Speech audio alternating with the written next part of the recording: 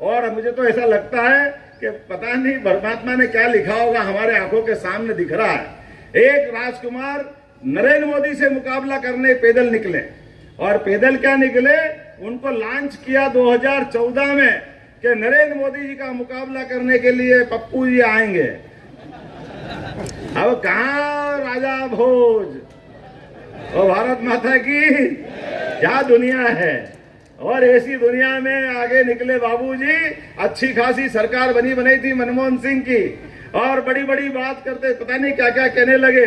और वो क्या बोले उनके घर वाले भी नहीं समझे, वो समझे उसके पहले सरकार चली गई और कुल मिलाकर के 115 सांसद उनके रह गए। दूसरी बार बाबू साहब फिर निकले कि अब की बार मैं मुकाबला करूंगा। 2019 में फिर आए मैदान में, फिर आप खंभ ठोकते दिखे।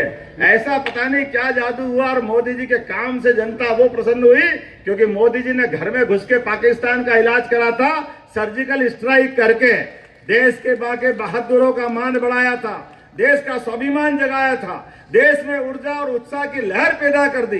तो दूसरी बार चुनाव हुआ, तो दूसरी बार चुनाव में एक बस की सवारी रह गई केवल 52 115 से घट करके। और अब की बार तीसरी बार फिर आए और 52 तो रह गए।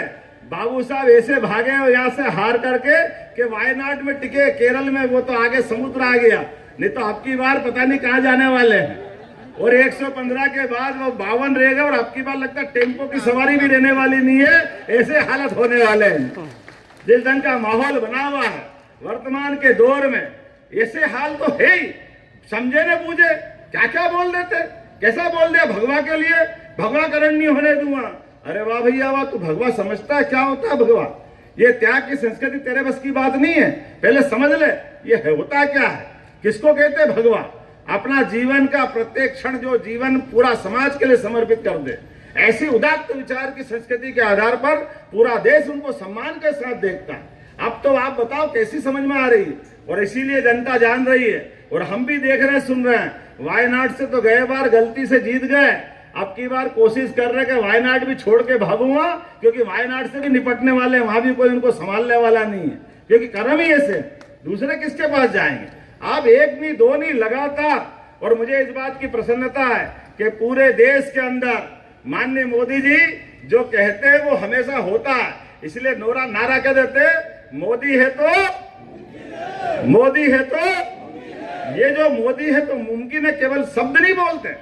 आज पूरी राजनीति की धारा बदल करके दिखा दी कि राजनीति में हम चाहे जो भाषण दें, लेकिन सत्ता के शीर्ष पे बैठकर लोकतंत्र के सबसे पावन मंदिर में अगर आप प्रधानमंत्री के पद को सुशोभित करते हो, अगर आप भारत सरकार के मंत्रालय में बैठते हो, तो आपके प्रत्येक शब्द का महत्व है, और बोला गया एक एक शब्द सार्थक होना चाहिए, सिद्ध होना चाहिए। मुझे इस बात की प्रसन्नता है कि जब जब हमारे अपने प्रधानमंत्री के मंत्रिमंडल से कोई आवाज आई, किसी भी हालत में 2 दिन हुआ, 4 दिन हुआ, महीना 2 महीना, हर हालत में पूरा हुआ कि नहीं बताओ। कौन सी बात छूटी?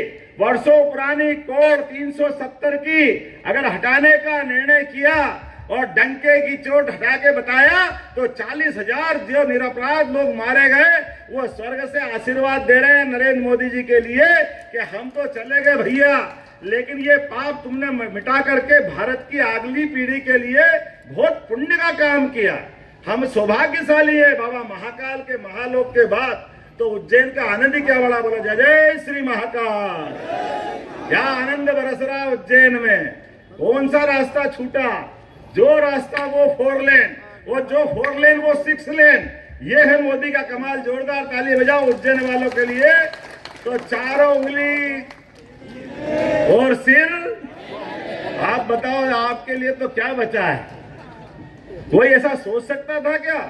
ये केवल एकमात्र पार्टी भारतीय जनता पार्टी क्या इसी चौराहे पर यहीं खड़े होकर के विद्यार्थी परिषद के समय से आपके जैसा सामान्य कार्यकर्ता, जिनके लिए वर्तमान के दौर में ऐसे कोई आकर्षण नहीं है। मेरे घर में कोई सांसद नहीं बना, कोई विधायक नहीं बना, कोई मंत्री नहीं बना, लेकिन ये केवल भाजपा है जिनने कहा कि लोकतंत्र की स्थापना के लिए हम काम कर रहे हैं। और पंच निष्ठा में से लोकतंत्र भी एक उसमें निष्ठा है। तो केवल कहने के लिए नहीं, उसको दिखाने के लिए भी है